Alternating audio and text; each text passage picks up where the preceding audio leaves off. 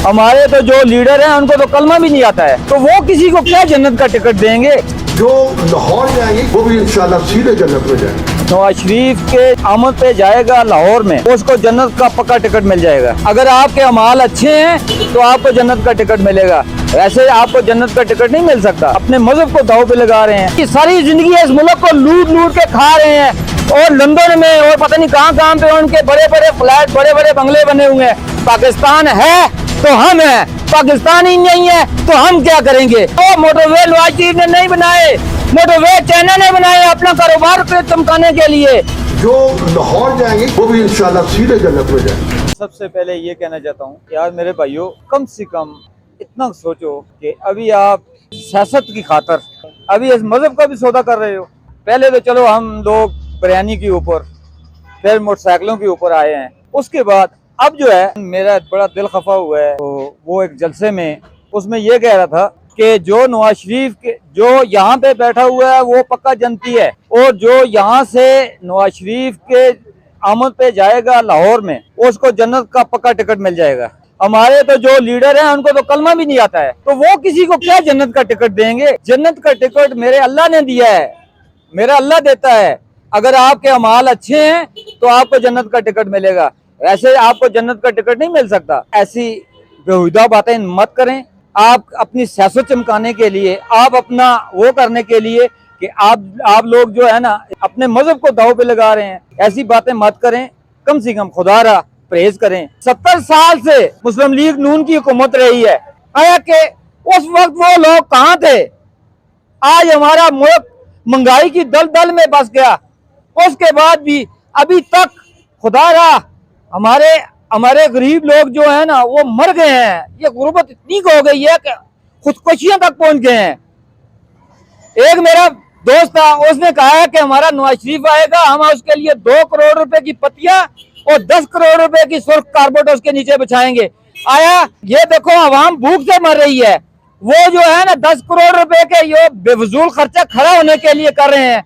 कि मैं कहता हूँ कि खुदारा ऐसा काम ना करो, वो 10 करोड़ 12 करोड़ का इस गरीब को दो, जो गरीब भूख से मर रहे हैं, जो गरीब इनकी वो हालत हो गई है। यकीन करो कि पाकिस्तान के अंदर हम यकीन करो बाहर लोग ऐसे लोग हैं, खुदा की कसम अगर आप देखें तो आपका दिमाग फट जाए।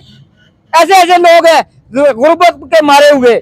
उसके बाद मेरी एक ही सबसे पूरे पाकिस्तानियों से गुजारिश है कि बराए मेहरबानी, वो वजीर आजम 3 दफा बन चुका है, अब 4थी दफा हमारा ला भी नहीं कहता कि वो वजीर आजम बन सकता है, वो नहीं बन सकता। बराए मेहरबानी अगर किसी खुदा किसी को वजीर आजम बनाते हो वो उसको बनाओ जिसके अंदर पाकिस्तान के लिए मोहब्बत हो, उसको ना बनाओ तो जो सारी जिंदगी इस मुल्क को लूट लूट के खा रहे हैं, और लंदन में और पता नहीं कहाँ कहाँ पे उनके बड़े बड़े फ्लैट, बड़े बड़े बंगले बने हुए हैं। मैं कहता हूँ खुदारा उनको वजीर आजम ना बनाओ, उसको वजीर आजम बनाओ जिसके अंदर इस पाकिस्तान की मोहब्बत है, इस्लाम की मोहब्बत है, कलमे की मोहब्बत है, उसको वजीर आजम बनाओ।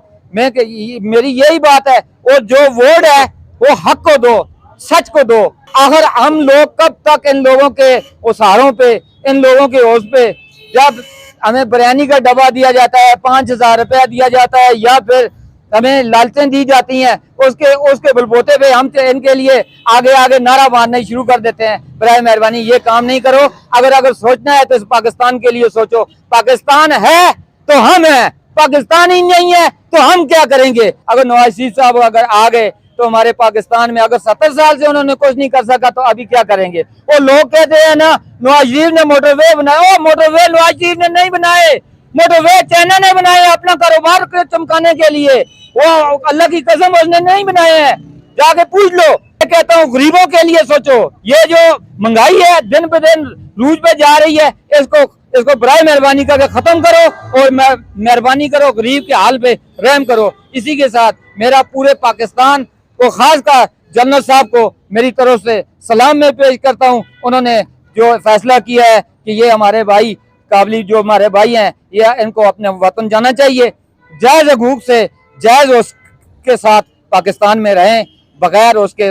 देखो कोई मुल्क भी उनको नहीं तस्लीम करता। मैं ही हूँ, मैं उनके मुल्क में चला जाता हूँ, मेरे पास शनाख्ती कार्ड नहीं है, मेरे पास कोई ऐसा कोई सबूत नहीं है, उसके बावजूद अगर मैं उनके मुल्क में चला जाता हूं तो वो मैं 100% कहता हूं कि वो मुझे पकड़ के जेल में डाल देंगे।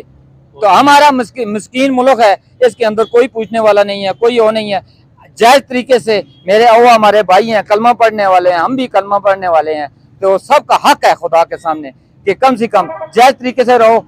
अगर जिसके पास कागजात नहीं है, जिसके पास वो नहीं है, वो जाएं काबुल जाएं, अपने कागजात बनाएं। हमारे भाई हैं आप हमारे साथ कलमा पढ़ने वाले हैं, हमारे साथ सारी जिंदगी उन्होंने आपने गुजारी है, हम आपका बुरा नहीं चाहते, पर लीगल तरीके से रहो।